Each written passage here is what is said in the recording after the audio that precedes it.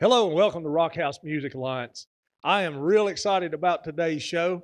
I've wore the hinges off my calendar. So excited about this show today. Just checking just to see how many days away it was. And I'm going to tell you, I'm excited to introduce the out all nighter himself. Mr. George Shingleton is here with us at Rock House Music Alliance. How you doing, I'm good. George? How are you? Man, I could if I was any better, I'd have to be twins or something. I don't I know. appreciate you having me. Man, we have had so much fun so far, and I'm looking forward to getting to sit down and talk to you Yeah, man. and talk about your musical journey and where you've Same come here. and some of them just blazing songs you got out there that I play on repeat all the time. That's awesome. Won't you Oh, let's just get started and tell us a little bit about where you grew up and kind of all what right. your childhood was like and All right. I'll try to be brief, but it ain't brief. yeah. No, I'm from West Virginia, North Central. I grew up in a town called Grafton. That's where I went to school. I grew up kind of out in the sticks, but that's where we went to school. I was raised in church, real. I mean, from the time I was probably a year and a half, 2 years old up. So by the time I was 4, I was banging on a tambourine in the church service, and then 7, 8 joined the choir, and then just probably 10, 11 started doing solo singing, and just I mean I took the music real quick in life, and Yeah. just always loved it, and it's actually probably more therapy for me than what it is for anybody else. Like Yeah. I mean, it really is like it's my hiding place, my refuge, I guess. Yeah. Now, was your family real musical? Like, was they other than? I mean, I guess you all sang in church and. Other than enjoying music and listening to music, and my not a lot of music, but my dad's people on his side, they were all musicians. Okay. It was his aunts and uncles on his dad's side, and his dad played, but he didn't really grow up in it like I did. Yeah. They were so because all that generation had already left the ridge, and his dad was working all the time, so he never really picked up his guitar, and I don't even think he owned one while my dad was growing up, and and then but my dad has a lot of musical ability, Yeah. and no, just wasn't never nurtured, Yeah. and but he can strum a guitar, peck around some melodies out on piano, and he sings really well. He's got a really great baritone. Some he can even get down into some of the bass range, but he was supportive of music, Yeah. in my life. Him and my mom both. My mom couldn't carry a tune in a bucket. I mean, she tried. She loved music, she just never could. Didn't have no ability. But so I kind of grew up around it, and then my great aunts and uncles on that side, they would, through the years, would get together and do some jamming. That front porch picking. Yeah, get Yeah. together and That's they where. were all brothers and sisters, so it all flowed together real Oh well. yeah. So they would, and I kind of learned from that a little bit, and then like I said, just so much church, and then I probably didn't start listening to country music until I was 17, 18 years old. I Really. mean, I'd heard it in the background when Yeah. Yeah. working in the hayfield, and with certain people, but my folks, we were so much into church that we didn't listen to anything secular at that point. We were listening to the Gaither Vocal Band and the Kingsman Quartet, the Cathedrals, a lot of Southern gospel, and a lot of Christian music. Lot of good Michael singing. English, yeah, a lot of great singing, and that's Yeah. probably why I got. That's probably how I trained myself, is just listening to like BB and CC Winans, and just really Oh yeah. taking from everybody at that point. And then when I got to be about 18, I heard "Old Habits" by Hank Jr., and I was going through a tough time with a woman at that point, and man, that song just reached out and got me.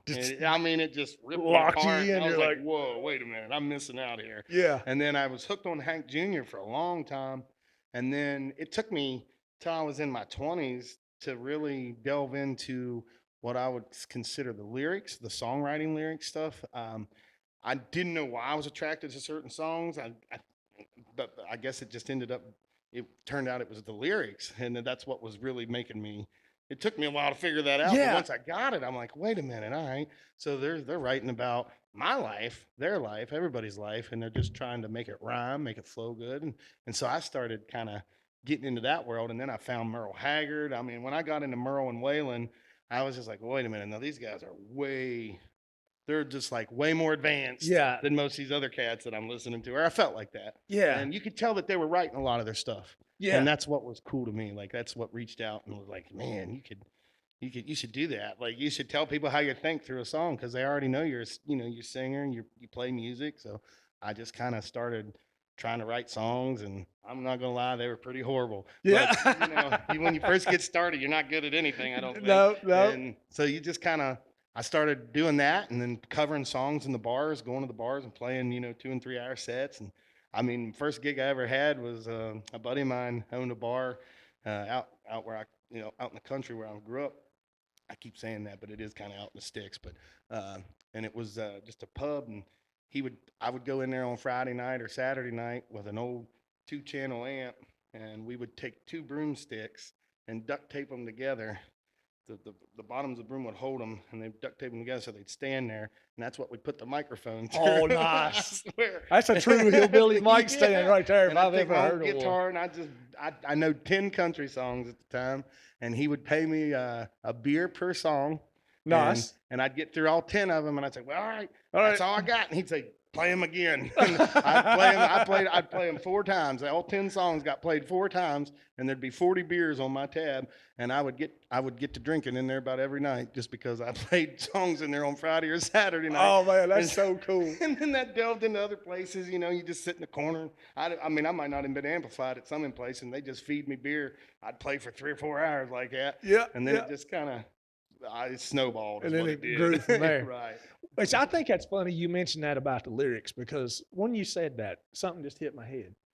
You remember back when we used to get the cassettes and the CDs, Yeah. and the card would have all the lyrics yeah, in them. Yeah. I mean, it doesn't happen now. No, I think people miss out on that, man. But I was drawn to that, Okay. Yeah. and I would get a thing, and I would sit and I would open it up and I'd read the lyrics Yeah. before I ever listened to the music. Yeah. I mean, that's kind of what that was also how you would know what they were saying too, because some of the recordings that you would listen to, you'd kind of get confused. Yeah, like yeah. Like, is that what they're saying? What are they Like, saying there? So Meatloaf Gatorade. What's that mean? I yeah, don't, yeah, Meatloaf Gatorade. yeah, who knows what that Right. ends up in? But you're right. It kind of drags you into that, and then I guess progressing into songwriting. Yeah, absolutely. Being attracted and drawn to those lyrics and the way that they're structured and the way that they're put together Right. is more of an art than it is just the lyrics Oh, themselves. for sure. Of how yeah. do I blend this and how do The I? lyrics themselves have to be musical, Yeah. in my opinion. Like, I mean, that's an opinion, but I think that's what makes a good song. I think that's why it didn't matter. I think that's why I like country music so much. It's a lyric thing because the music doesn't matter. Most of the music, there's not like a lot of times there's not some real defining riff or lick that they're doing in the song, other than maybe Yeah. a little bit of pedal steel or an electric guitar or something. But for the most part, it's the lyric that drives a country song, and it's like once that clicked, I started paying attention. I'm like, okay, yeah, that's why I didn't like country music from rock and roll or southern rock or something, because the music just wasn't as driving. Yeah. And so once I realized, oh, that's because it's not supposed to. It's really about the working man and how he's feeling, and what he's going through, and he's just that lyric is putting down feelings, but also there's an art to it. It's so weird how long that takes you to learn that. Yeah. And especially if you didn't have any training as far as that end of it goes. So Yeah. it's like, once you get to town in Nashville, though, you learn quick. I mean, I learned quick. It was like, oh, wait a minute. Just because it rhymes, don't make it right. Like, Yeah. you got to make the flow before the rhyme. You got to make everything really sound And as tied- one. I mean, yeah, it's got and tie to be together. Yeah, it's all got to tie together. The music to the lyric to the music, all that. And it's I think it's a cool process. And I mean, for lack of better words, it's a beautiful process because it's those are real feelings, and you're trying to finesse the feelings so much that it's like you're in your feelings the whole time. Yeah. Like you're really, I mean, if you're doing it, it's like to me, that's what it's about. But I mean, there's so much that is involved in the money side of it that kind of gets pushed aside. Yeah, but, the money gets in, and sometimes I think the money hurts a little bit of the it does. music. I think so. That's I personally don't like that, but I'm pretty happy that there's guys like you out here Yeah. that appreciate songwriting and are Yeah. going and writing these just absolute just barn burner of a damn song. I mean, I think that's the goal. yeah, It's like I want to make everybody feel everything I felt about that topic, what I'm writing about. That's why I write a lot about whiskey and heartbreak. And I mean, I think that those are some of the most honest feelings when you can put those out. Those are, I mean, because you're pretty vulnerable when you're going through yeah, heartbreak, and so yeah, it's and whiskey will make you vulnerable once it starts kicking in that buzz. yeah. You Once you, start the truth starts coming out of yeah, you your get up in brain third gear starts on a, spitting out what it's thinking, and it's yeah, like you get up in third gear on a fifth of whiskey, and yeah, you're plumb down in them feelings right there. right. You turn into a therapist. Yeah, or you turn into someone that needs a therapist. I've been both at the same time Yeah, three yeah, times yeah. before. Yeah, I can see that. I've been a therapist at times for myself. Yeah, yeah. Speaking of songwriting, man, you've got just a whole collection of songs. I've listened to every song that you've ever put out, I think, uh, unless you got some I don't know about. Which Oh, is there's none that's. I've got a lot of songs that aren't out there, but I have to twist your arm here. we'll play them. But I've listened to every one of them, and there ain't a bad song on your whole entire repertoire. Every one of them, dude. I mean, just smack. Well, I appreciate that. I mean, I'm not sure how that works out, why it's like that for you, because there's even some I don't like. Well, we just had a discussion off camera about that. And I get that part. I get that. You just heard one of mine. It just that I'm happens, It's I'm like, like, that thing sucked. well, it's amazing the difference between writing a song and like what it is when you're finished writing it, and then months down the road and you're in the studio and you're like, well, let's try to cut this, and it just changes into something totally different. And sometimes that's good. Yeah. Sometimes it's real good. Sometimes you can get a producer and the right musicians, and they just bring it to life, and they're like, all right, this is what it should be, and you can agree to that, and then you'll hear it, you'll know when it's right. And then there's those other songs where you take into the production room and you come out and you're like, this ain't it. Have you ever had one you're just like, we scrap it, we're going to start over? Yes, and that's a waste of money. Yeah. You can tie yourself up into money, so each song costs this much to get produced out and recorded, and then you look at it and you're just like, well, it's already been through all the production, and I've already paid for it, and they're really happy with it. It's hard to go back to somebody that was maybe giving you a discount, even, Yeah. when they're trying to help you and you're trying to help them. And then you go back and like, man, I really don't like the production. I don't really like what we're doing with it. Can we go a different direction? And then like, well, we're already so far in. So you kind of get stuck with it. And so it's not really, I don't know. You don't really enjoy, if you don't enjoy it, you're not going to put it out. If Yeah. I don't like something, I have a hard time wanting to let anybody else hear it, because it's like, if it's cringing to me, Yeah, I you feel like think it's going to be everybody- cringing to you or everybody else that's takes a listen to it. Yeah. So, it's But not I always think fun. that's the cool thing about music is it can be real cringy to you, but Yeah. it can absolutely connect with Yeah. somebody else. Yeah.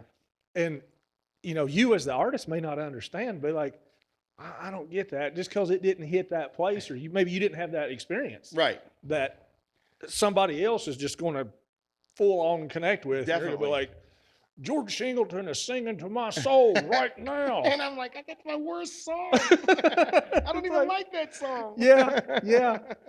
But I guess it happens, and Well, yeah, and if we don't have control of that after we write it. Yeah, it goes It's off already and- out in the world. It Yeah. don't matter. You can't put it back in a box. No.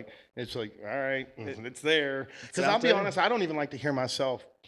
Like after a recording, I listen to the recording 1 to 3 times.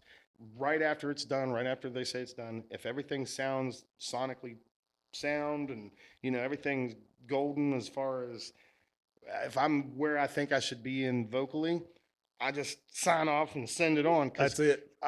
You get this point where if you don't, you just drive yourself crazy, because there's so many things you could have done differently, and you might have recorded this song 3 months ago, and you're playing it live on stage with your band the last 3 months, and it's morphed into something totally different, and then you're like, this isn't what this. I don't like this recording, and at that point it's too late, because you've already got it on your project. It's already listed. It's already ready to be sent out for Spotify or whatever project you're doing. Yeah. And by that point, you just kind of stuck. It's out there. And Yeah, and I don't like to listen to myself at all. Like I don't. People are. I have a lot of friends that they write their own stuff and they're artists and they play and they go out and play and they will listen. They'll listen just randomly. They'll check this out and they'll listen to their own listen song and to I'm just like. Then they'll want me to listen to mine. I'm like, nah, I don't want to hear that. It's not pleasant. It's that's not the pleasant to wildest my thing ears. for me to hear Jordan sit there and say, I don't want to hear that. I hate it. I was like that growing up though with a voice recording. Even I just don't like to hear my voice recorded. I'm like, is that really what I sound like? Because to me, when I'm talking to you right now, I'm okay. Yeah. But if we come back to listen to this, I'll be like, oh, I'll be all like, I'll be all kinds of sour faced over it. I got a question for you, and this is something that I struggle with. When you go into the studio and you get ready to record, do you like get the giggles or laugh before you're supposed to or am I just I'm just weird? naturally giggly anyway. I mean, I really am. I laugh about everything. I bet you people think I'm a silly SOB.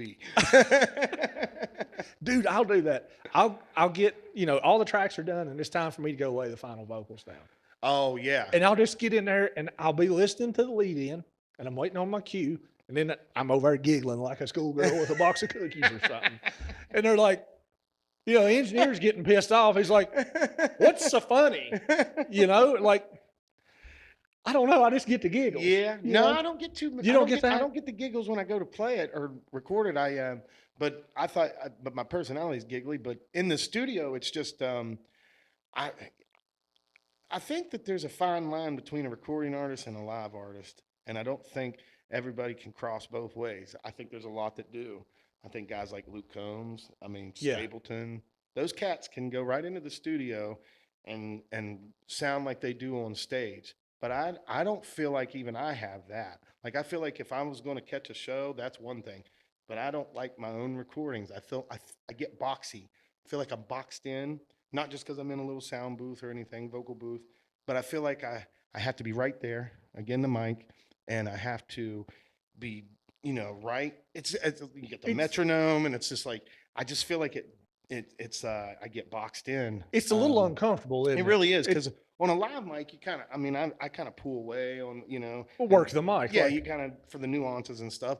But in the studio, you're just really supposed to stay up on it. So it's a really, even as much as I've recorded at this point, it's like I don't feel like I really know how to record music vocally. Like everybody says it's fine, and everybody in the production rooms in the studio, they're good. But when it's all said and done, I'm just like, man, I feel like I'm staunch. I don't know. You, just something. It's weird. Do you get in there and Joe Cocker it? You remember Joe Cocker? Yeah. You get in there. Are you? I think I'm more of like a. I do. I mean, I'm a drummer when I get to going. Like I start playing rhythm drums. Or I want to tap my leg, but you can't really do that. Yeah, then you get yelled at. Quit tapping your leg. Quit tapping your leg, please. Quit stomping your foot. Take your shoes boot off. Yeah, take your shoes off. That's exactly what they do. Take that shoe off. Yeah. If you're gonna tap If your you're foot, gonna do that, you got to take it off. Yeah. But I mean, it's usually pretty painless. But I don't feel like I capture in this. I think that might be why I don't like my recordings. I don't feel I capture myself in that recording the way I sound live. And I think that's part of my problem in the recording process. Like all the music might be great. Everything around it, the production, the mixing, everything will be great. But I feel like it ain't me when the recording's done. I feel like I come out there sounding like somebody totally different. And I just don't feel like the energy's there that I have on a live stage, which there's definitely something to that. Yeah. But I don't feel like I can capture my vocal from a live show and just go into a recording studio and get that done. Yeah. And I think I think there's a lot of artists out there that, you can listen to them, but you can't fully understand what they do until you see them play live. Yeah, And yeah. Oh, for sure. We had a guy in here on the last podcast that was the same way. His songs are great. His singing is phenomenal. But he came in here and sat down and grabbed a guitar and played, and I was blown away. I'm like, dude, his name's Jeremy Wise. He's just put out his first single. Local dude. I'll play it for you later. Yeah, you'll love this. True country. Okay. I mean, country as a chicken. I like that. That's he's country. But I said that to him. I'm like, man, you got to get people out to your shows because that's where the magic happens. That's exactly where the magic is. Now, I agree with you. do you Well, play? You ever played the same song the same way twice, or do every time, every time. you do it every time? Every time, that's just a habit. I don't know if it's a good habit because there are times like if I have the same band with me, like when we're playing shows, it'll be exactly the same every time. But if I just swap one player out, or I put like a different guitar player, my buddy Shane, my best friend Shane, he's my picker, or has always been a jamming buddy, Yeah, my yeah, road partner. If he can't be at the gig, and the other guy fills in, there are some times when I can step outside and like just get in a groove with another guitar player because I think it's because we'd never me and Shane's just connected so much on music. I mean, after over a decade of playing together, you get to this point. It's not, I don't want to say complacent, but it gets very repetitive to where, and that's a good thing. You do want repetitive because people want to hear what they heard last. They want to know that they're going to catch basically the same thing. I feel like yeah, same show, but I feel like you can get too repetitive and sometimes just hearing how somebody approaches your music in their way as opposed to what you're used to, it kind of snaps you out of being in that box, and you feel like, oh man, we're kind of connecting here. yeah, Like this is cool, and you just kind of start jamming together, and you just feel so much something different. So yeah.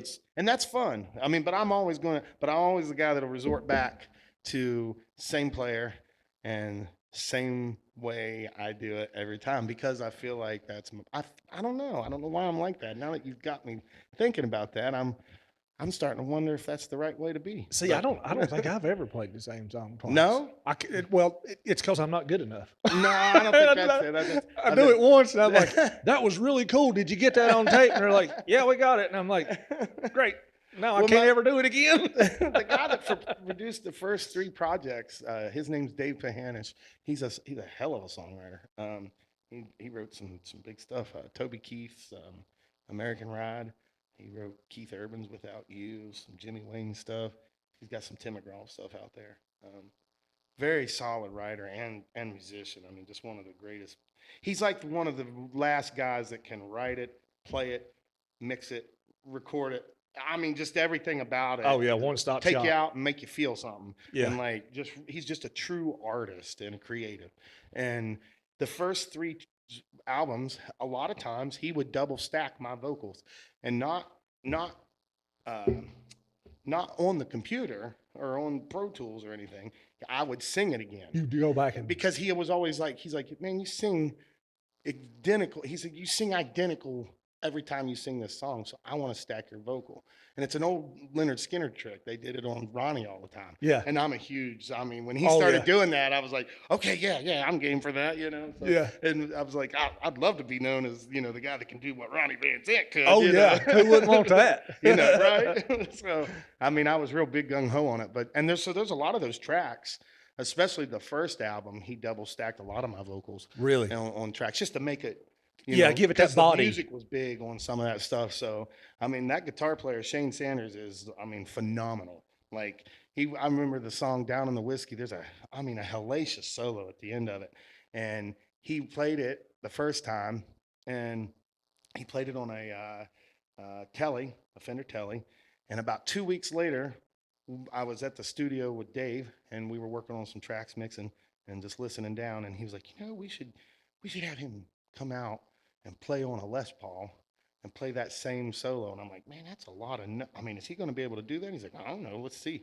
He come right in, picked up one take, and nailed every note on that. Like he doubled up and was in like one take. And I was just like, that's amazing. Anyway, but that's the kind of stuff like it just made the track that much bigger. Yeah, And it kind of gave it that Skinner quality too, the Les Paul with the Fender, it's like, it's kind of neat. But, oh yeah, I like that sound, but obviously. So. yeah.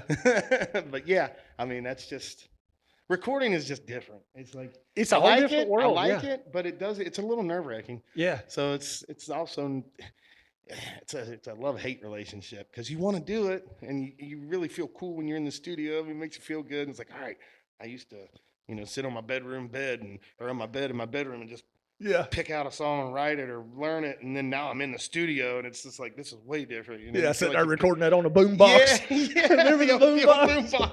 boombox. I used to pirate music with one of them. They'd come on CMT, and I'd Yeah, wait yeah, because yeah. We used to I do was that on the waiting. radio. We'd play the radio and put a tape in, and on them old cassettes, you know, you get the cassette players that had the Yeah. radio on it. We'd record the songs Oh off the yeah. radio, so we'd have them all the That's time. old school piracy right there, brother. But these kids nowadays, you know, Yeah. they have Yeah. everything at their fingertips when it comes to that. They just Yeah. click on Spotify. This is what I want to hear today. And it's like that ain't the way it worked back when we was kids. You had No, to we wait got for that song to come yeah. on. Yeah, we got what we got, and that was it. Yeah. Now, speaking of songwriting, do you prefer to write alone, or do you like to do co-writes, or what's your preference, your process Strong there? suits were co-writing. I would much. I enjoy that. I mean, I think because I did a lot of solo writing, and when I got to Nashville, co-writing, you know, you don't really solo write. Once Yeah, you get to Nashville, everybody's they're like, oh, you're right with this guy today. You write with this guy, and you're always trying to network with other writers to write with them. Um, and once I started doing that, I realized how much I enjoy that because it's if if you have two people, you got two brains. So there's two creative thoughts at once. And so if one of you's got an idea, I might approach it differently, and you could approach it, you know, in a different way. But the way like it could click to yeah. where you can build it, and there's so much more art, or not art, but creativity in that that it flows. I don't know. There's just something about that that I like. Well, and then you're sharing skills too. Right, that too. You Yeah. hear Oh, that's absolutely. I mean, I learned to write a song the first. It took me 5 years in Nashville to really feel like I even knew kind of what I was doing because before I just thought verse, chorus, verse, and whatever. But there's a rhyme and a reason, no pun intended, to why you're doing what you're doing, yeah. and once you start writing with other guys that might have a little more experience or they have a lot more experience, you start picking up on what they're doing, and they'll teach you a lot of times. That's what's so nice about that town is it's a true songwriting town. And originally people tried to help one another there, you know, to help each other get better, and they, you know, they would challenge each other to do that. And they co-wrote in the 60s and the 50s and stuff, but co-writing then wasn't you know, most of those songs were getting cut by one, you know, one writer was able to get cuts. Yeah. And now you can't, I don't know too many people getting cuts on two writers. So it's like, at this point, it's just getting, it's a little much for me to get in a room with 3+ people. Yeah. I've done it, and I'll continue to do that, but I prefer me and one other guy. Yeah. Usually. There's a couple guys that might write together. I will say this. There's been partner writers that they're not really necessarily partners, but they do a lot of co-writing with other artists or other writers. They kind of write as a team all the time. Yeah. So, and I've kind of linked up with a guy named Jamie Adamson. Me and him write every Monday like that. And so, and sometimes we'll throw in a third writer or an artist or something that wants to write with us. And it's kind of nice to do that. But very rarely do I enjoy a three-way write. Yeah. I mean, I, it's got to be people you click with, because if not, things get too fumbled and then you start arguing. Yeah. Too many cooks in the kitchen. Yeah, you can start arguing real quick. But well, I like this line better. Yeah, but this one kind of is better.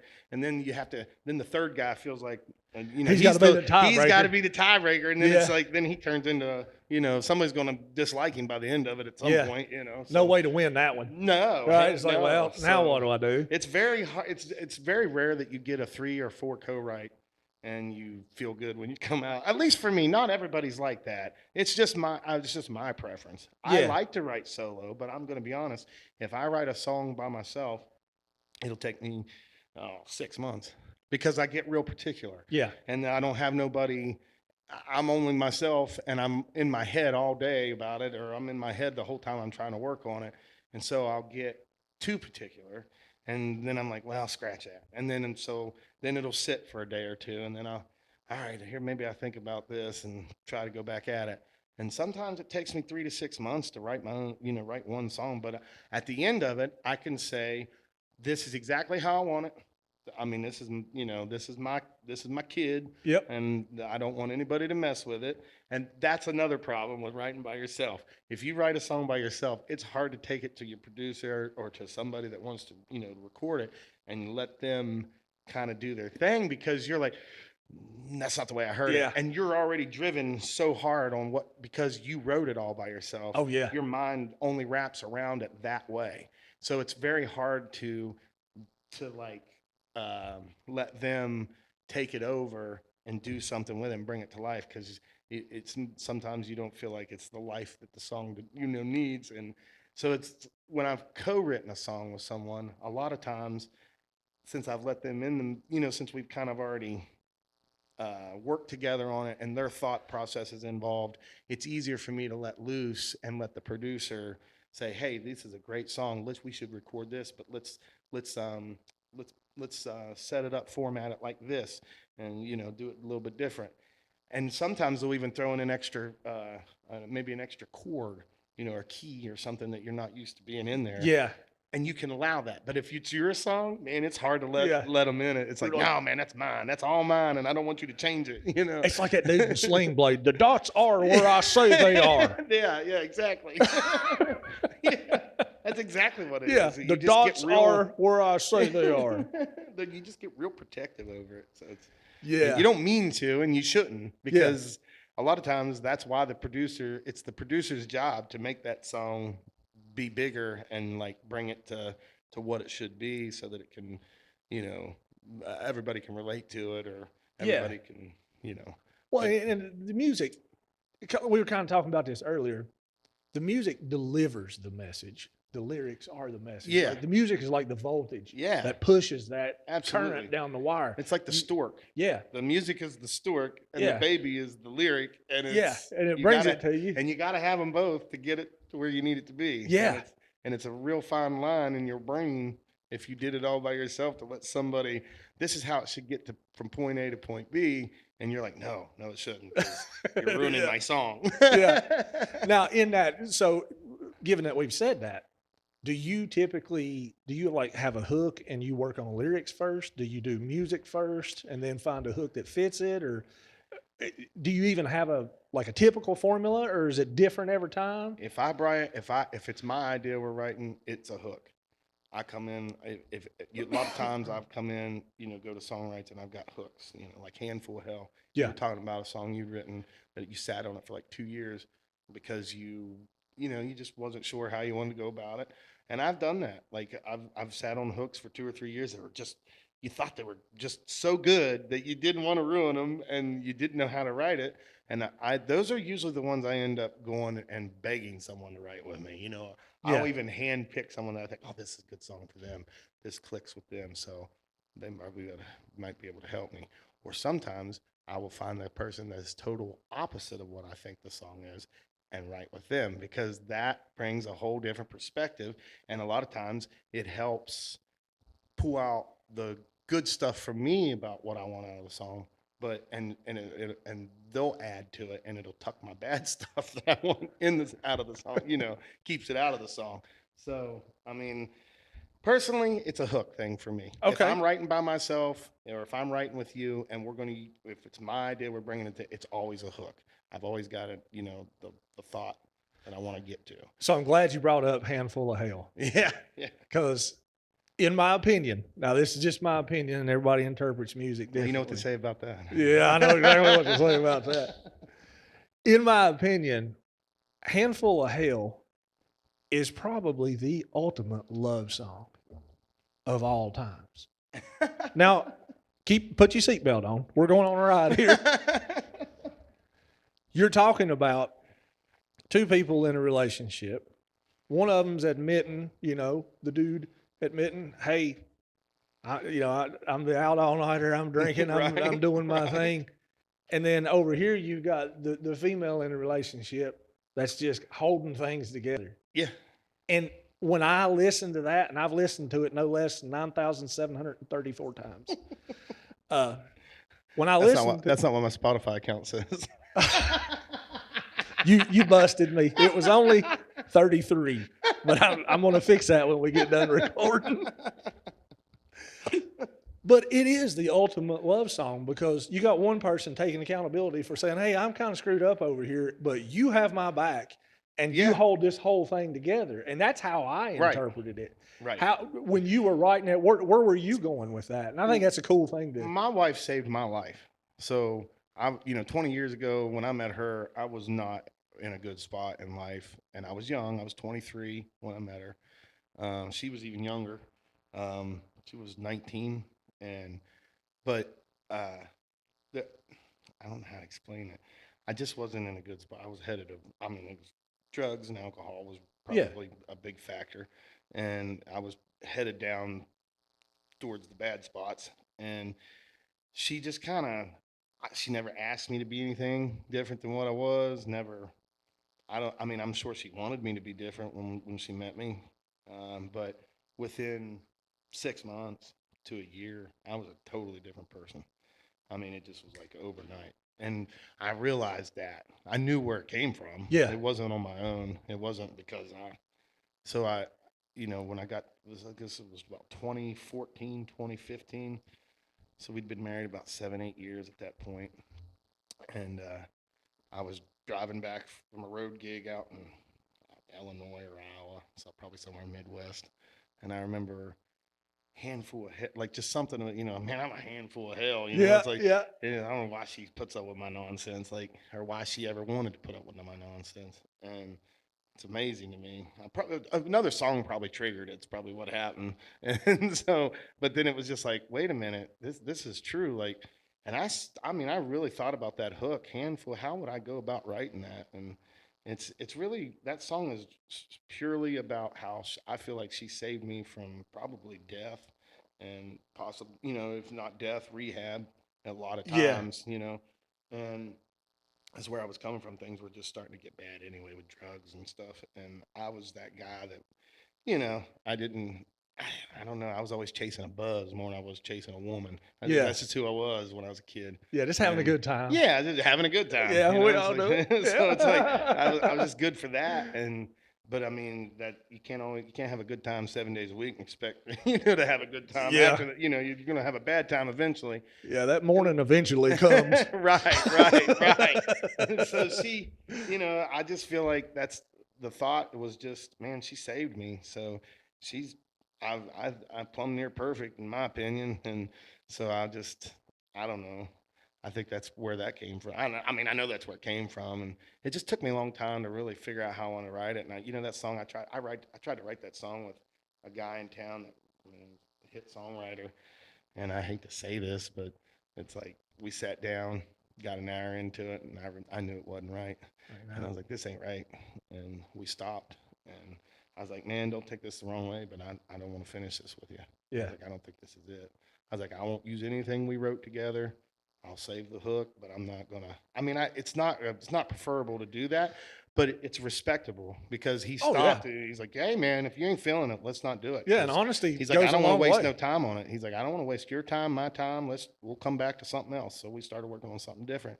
6 months down the road, there was a guy I'd written a song with, and I thought, man, I mean, we're total opposites. He was a funk guy.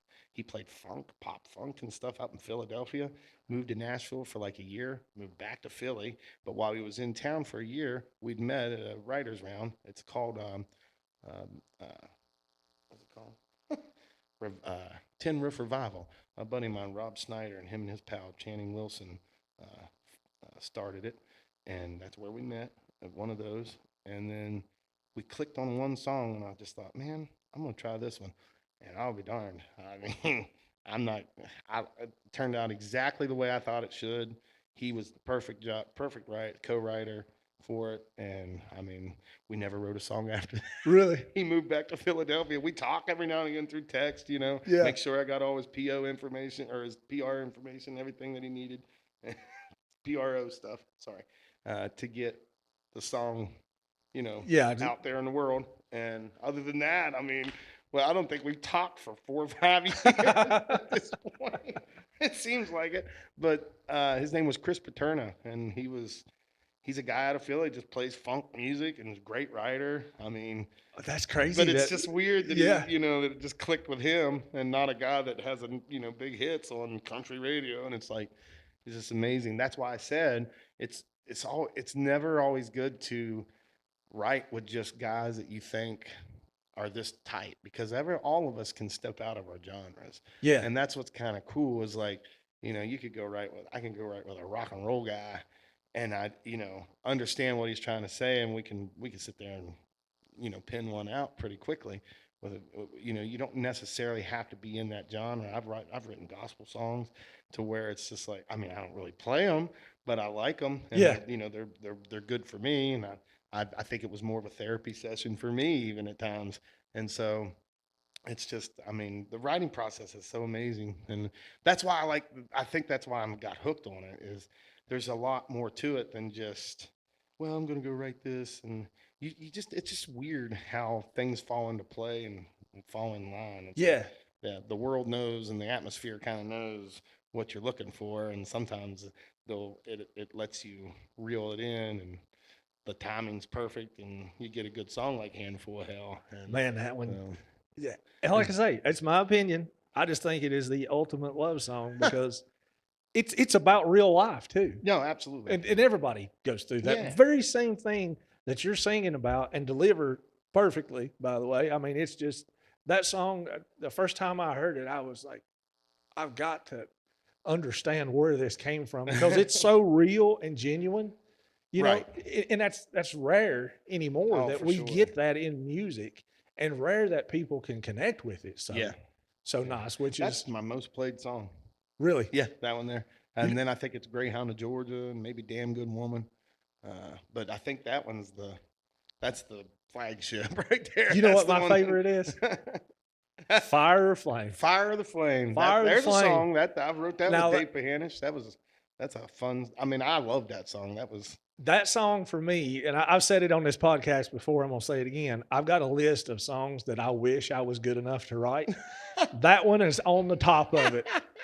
Fire or the Flame. That's funny. I mean, It's just funny because I feel like that's one of my least favorite ones to play. is it really? Anymore? I guess because there's so many new ones that I just like, whatever, it's there. Well, I mean, I still play it, but it's I still think for me, it's so brilliant in the simplicity of what you're saying, yeah. I right? get it. I get it. And nobody really does that a lot anymore. Music is not intellectual anymore. That song right there makes me think. Yeah. When I Yeah. listen to it, I'm trying to get inside your head. I'm like, I'm hearing what he did.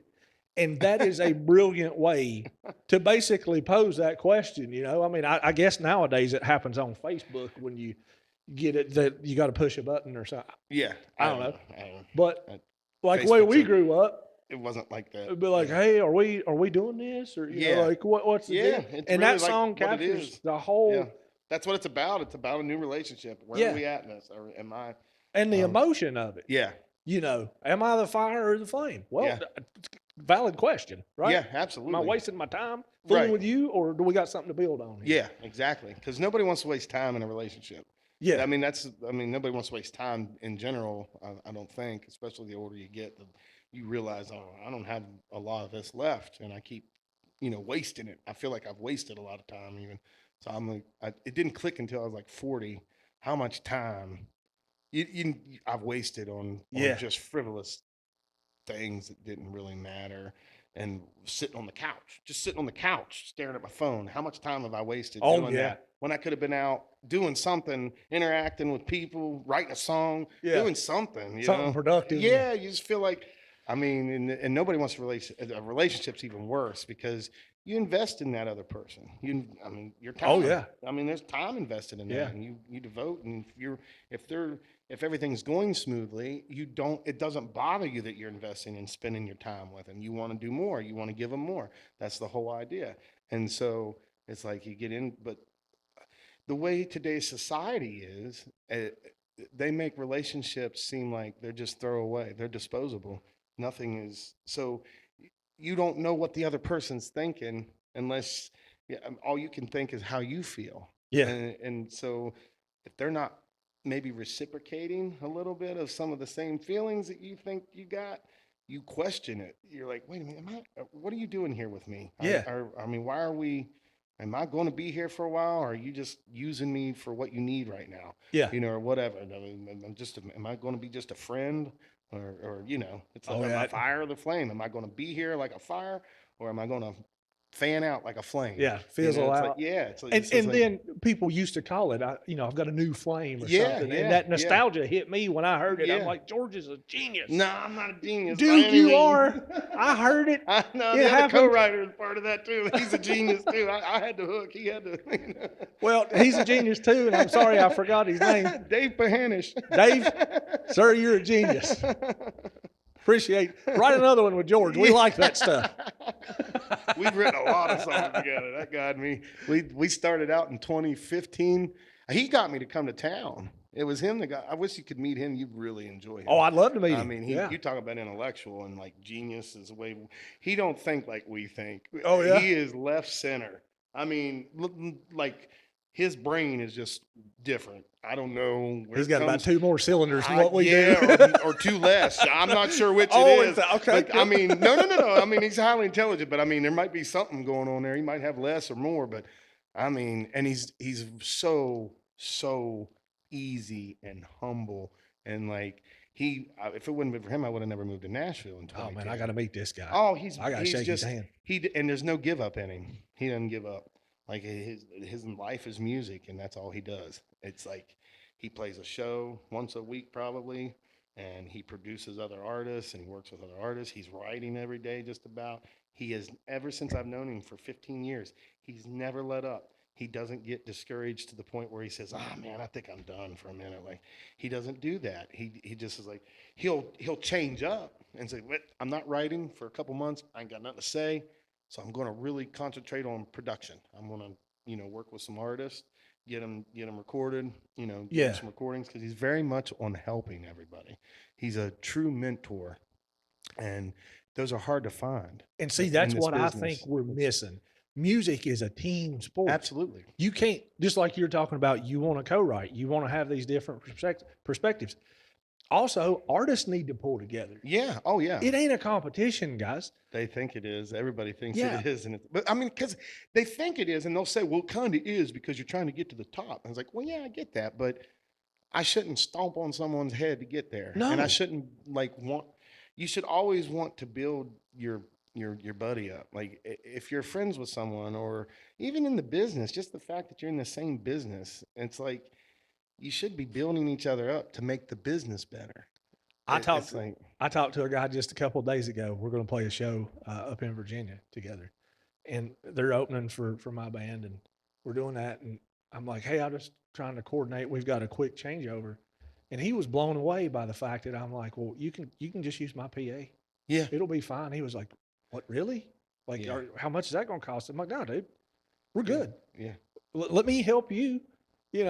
Exactly. And that's what I think. It helps everybody. Yeah, and if everybody sounds good, the audience is going to want to hear more live music, and we're going to get more gigs, and everything's going to work great. And it's so hard to, and I guess people's egos get in the way, and you get some of that stuff coming together. But man, and that's what we try to do with this podcast is pull other people up and introduce people to new artists every time, man. Yeah, that they might not have heard and could play a show together. Yeah. I have a lot of friends back home, and I get text messages about once every 6 months from at least 1 or 2 of them that are like, hey, man, got any new artists? Like anybody you'd listen to? And I'm always like, man, I haven't listened to much of it, but I've heard good things, and I'll throw a name at them. I'm like, check it out. Or, hey, man, have you heard this? Sometimes I volunteer shit and just be like, hey, man, have you heard Stephen Wilson Jr.? Like, you really should check him out. And then they'll come back, man, that's great. And I'm like, yes, it is. And support that. You push it, Yeah. I don't know if you've heard of Stephen Wilson Jr., but this new album he's got, I don't, it's phenomenal. I need to listen to it. The writing in it is great. It's not what I would say is country music as far as bone country by any means. Yeah. But there is an art to it that is, his writing is impeccable, and he says a lot. I mean, he's saying a lot, and it's called, I think the album's called Son of Dad.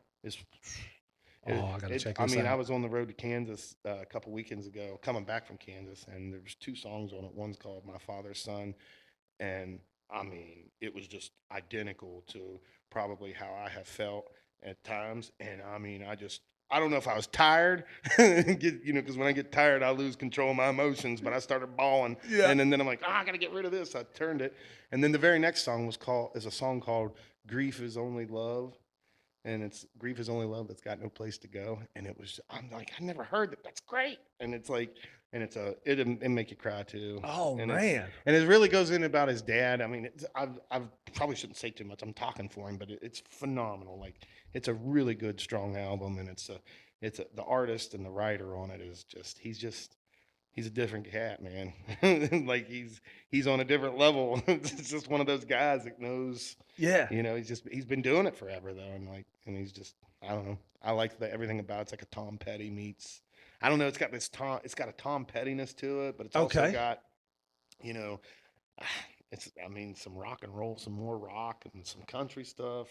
Lyrically, it's pretty country at times, but I don't know how to explain it. Anyway, Well, go. I'll have to check that But, out. yeah, That brings up a good question. How do you feel about like the genre labels? Do you feel like sometimes it boxes people in, or because I mean, you do some stuff that's more on the southern rock side than country Yeah, and absolutely. I think we all have been influenced by so much music at this point, and by the time I started writing songs, I had gospel influence, southern rock influence. I mean, Pearl Jam, a lot of country. yeah, And I think that ultimately does influence us. I think I think there's some people that are just country. They're just country. yeah, It doesn't matter what comes out of their mouth, even if it's not country talk, they're just country. It's going to come out that way. yeah, And I think that I kind of have some of that. I feel like, I just don't feel I could pop over into other genres. I'm not against other genres popping into country, but I I feel like sometimes it overshadows the genre. yeah. And Kind of I don't muddies the I don't appreciate that as much, because then you got guys that are legit country and truly good at what their craft is, that's been doing it, and they get overlooked real bad. yeah, Like, kind of and getting pushed to the wayside. yeah, and- so that, somebody with a comeback story that wants to, you know, sing a song on country radio, it's like, you know, I I'm not hating them. I'm never gonna hate on somebody for doing music. You oh know, yeah, and that's kind like of Post Malone coming to country music. I'm not against it. I don't. It's weird, it's but I'm weird. not against it. Yeah, I mean, it's they've been weird to doing it for me years. So because, but now think about this. Kid Rock did that too. right, But when he first did it, like it was thin. yeah, You could tell it wasn't there. yeah, yeah, And that's kind of where I feel. I listened to some of Post's album yeah, and I felt like it gave me that same feeling.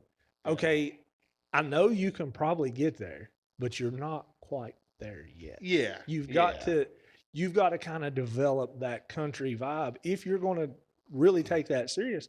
I think Right. Kid Rock essentially turned it around and did okay. Yeah, He's vocally, he's a lot stronger now than he Yeah. was when he was doing the thing with Hank Jr. and kind of for sure. starting that crossover.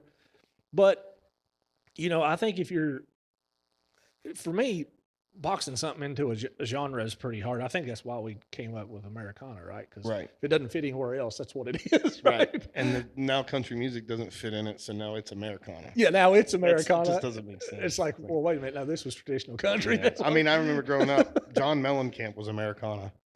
yeah, Right? Isn't Yeah. that what we considered? John Mellencamp was more of an Americana artist. That him and Tom Petty both, they were rock and roll a little bit, Yeah, but they- I feel like they did a lot of Americana style folk lyrics, yeah, not their music, just the lyrics. Yeah. And so it was storytelling. And so that makes it's like, so now everybody that tells a story, every storytelling song is Americana now. Yeah. It's not country, even though originally that was the whole idea of country music, was to tell a story. yeah. And like in 3 minutes, or less. But it's just the business has changed so much, man, and it's like it's hard to keep up. And I don't want to. I'm not. I would never hate on people, but there's just. I also am not. I'm not blind. Yeah, and It's like this doesn't make sense. Why? How do you get a #1 country album, and you didn't? I don't know. Yeah. It's tough. It's a tough pill to swallow. Maybe it's a tough pill to swallow. It's not an ego. Is it an ego thing, or is it just the fact that you feel, sometimes you feel like, Well, I think we feel connected to the music. yeah, And then when it goes in a direction that's 180 degrees from where we're going, yeah. it's a bit emotional to us. Maybe that's as maybe artists that's it. that Yeah. are It trying kind of to. feels like you're. Yeah, I see what you're saying. Yeah, it's like, okay, well, this is our thing, and we want you to come in. Yeah. But when you come in, and then I think you've got a line in the old school country. It used to be 3 chords in the Yeah, truth. Now it's yeah. 1 chord in the loop, right? Yeah, yeah. Right. I mean, like Absolutely. That's all it is. It's like that. they And changed it. yeah, And and being a songwriter and being somebody that music has changed their life, we're going to feel a certain way about that. yeah. And I think it's okay to feel that way. Well, I mean, if it's well, probably because we get possessive. Yeah. Yeah. Yeah, I mean, controlling I mean, you would. It's because you feel like you're a part of something, but then when you're not a part of something, when it goes elsewhere, Yeah. It goes it feels on. like they're taking something from you, something that doesn't belong to them. And maybe that's what it is because that's not what that's not their norm. And you're like, well, how did you get there over top of this guy or Yeah. me or somebody else? You start feeling that way, I guess. I don't, I've just gotten to the point now where it's like, I don't even, I don't listen to radio. I don't either. I don't listen to I radio. can't listen to radio. I don't understand because if country music is country music, then how come there's no country music? It's like I don't know. I hate being like that, and I know people move forward and things progress and all that, but sometimes is progression isn't always good. And I think that if we do all this, if every other genre is played into country music, then you have no more country music. So therefore, you don't have a genre. Yeah. I mean, I don't And hear so it. where do guys like me or Cody Jinks or these big guys, where are we going to fit in? You can't label us country because we don't fit that format, Yeah. and you can't label us anything else but country because that's what we were originally. Like I Yeah. don't know. And you're not hearing a steel guitar over in a heavy metal song, are you? No, It's not. It's no. not going the other way.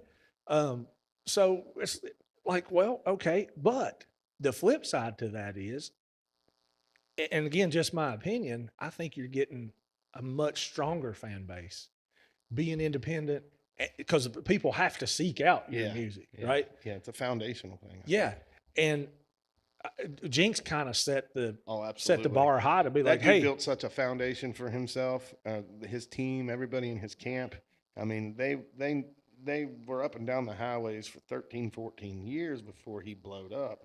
I mean, when they put Casting a Stone out, it was just, on social media, it just all that did was let everybody that hadn't heard Cody Jinks, that was starving for some bone country, some real yes, country music, they heard it. And that's, I mean, that really helped. Not that helped just as much, but the fact that he had such a foundation underneath it, an underground following at the time, it just, it drove it so much more.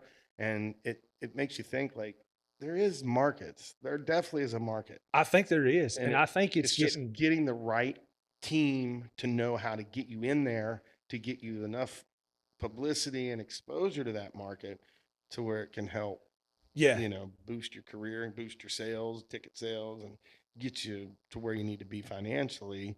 And I mean, that's all I ever want to do is make a living at it. Like I never set out, I guess probably originally in my head, I thought, well, I could be, George Jones or yeah. George Strait or, but I mean, but I didn't, You're and George Shingleton. right. But I didn't even mean to use those guys I mean, it could have been Alan Jackson, Hank Jr., but I didn't set out. I don't think that I necessarily was like, I'm going to be the next biggest star. Like I don't think that was ever my thing. It was always just, I want you to hear me. Yeah, Like, I want you to hear what I got to say. I got something to And say. I enjoy playing live and listening to, I'm not listening, watching people listen to me. And like, I enjoy that because when they smile or they're like, you can tell when you're doing good, they're talking to their buddy or their friend or girlfriend, or she's talking to her girlfriend. It's like, it really drives me. Like, I'll start showing off, it's Yeah. like, all right, well, you heard me do that. Now watch this, Yeah. and it's like, you really want to put on a better show each time because of that. And it makes you feel good. And Yeah, I just want to feel good when I play my music. I don't play a lot of feel good music. Most of it's sad ballads or love songs, but if people are listening, it's like, I don't know, like, and they're paying attention and really getting into it. That makes everything seem like there's not a dollar value or a dollar number in the world No. that can make me feel that way. Once you experience that, and you've got a crowd right there in the palm of your man. hand, and Yeah. you know you could get up there and sing a damn phone book, and they don't give a damn. And they don't care. They're They're like, like, listen you and just- cheer you on. You keep us singing, I'm gonna get a beer and a hot dog. I'll be right back. I mean, that's exactly what it is. It's that's just a that feeling, and that's an addiction. It's If as you- good as love. Yeah. It really is. It's probably a form of a love for a musician or a singer songwriter, because if we feel that, like, it's like, oh, I just want somebody to love me. Yeah, You know? and then we feel so bad when we're in the dive bar playing. There's one dude over in the corner over there just trying to drink away a bad day at work. You know, we're up there singing. He'd rather watch a football game. Right. Right? It's like, oh, God. It's like, yeah, then you're like, man, should I even be here? Yeah, it's like, man, I suck. Those are some rough nights, man. They are, Those but- were rough nights when you're young and you start to do that, and people ain't even there to hear you. They're there to watch the football, like you're saying. Yeah. There was times when I was playing in West Virginia, coming, doing my thing before I moved away, and we would book a show, and it would accidentally, we didn't pay attention. It would be on a home football game for the Mountaineers, and we'd be in Morgantown, and there wouldn't be nobody. Yeah. And if they was, all the football, the game was on all the TVs. Yeah. And then There you're was watching nights the that I game. just look at the owner and I'm like, I'm not playing. Yeah, then I'm out. You're up there We're gonna playing a bail song, on watching this. the game. And they're like, well, the football game will be over at 11. And I'm like, yeah, and that gives me an hour to an hour and a half to really play a song. I mean, this is pointless. I'm just making your people mad, your Yeah. patrons mad. There was times I would just cancel shows even after setting up, get them set up, and the whole band's there, and we're all like twiddling our thumbs because they're kind of wanting us to hold out for a minute. And it's like, listen, man, this ain't gonna Yeah, you work. can't compete with. Yeah, I'm not gonna try to. It's Yeah. like, let's tear our shit down. We'll go home. And we'll see you next month. Yeah, we'll be back. We'll see Yeah. you the next round. Yeah. You know. Holler at us when there ain't a bingo game going on in the fire department. Yeah, give me a shout. Yeah, exactly. Yeah, get us when there ain't nothing else I couldn't going even on. imagine being a musician there today with the Mountaineers and Penn State going at it. So, Oh, yeah. that's a big ordeal right now. So I couldn't even imagine. I was in West Virginia last night playing Brickside Bar and Grill in Bridgeport, West Virginia, and it was high school football. It was the first night of high school football up there. And I should have looked at the date. Because I got there and there was like, I don't know, 50 people. And I'm like, well, this isn't the normal 250, 300 crowd I'm used to. Yeah. But hey, we'll do it anyway. You know? Man, that's awesome. Well, George, I've had just an absolute fantastic time getting to Me sit too. and hang out with I you. appreciate you. And we're glad that you came by and took your time to talk with No, us. thank you. No, And, appreciate you for having me. Yeah, we're gonna go get something to eat here in a minute. I like Hey, food. we Food's got good. Food coming in Food's here, good.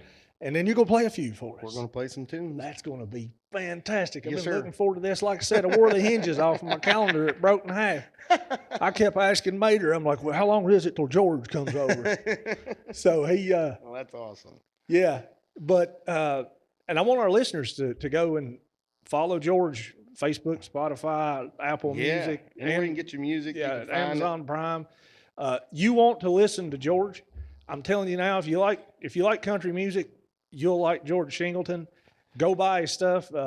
He's got merch on his website. Yeah, there's some merch Go buy there. some T-shirts.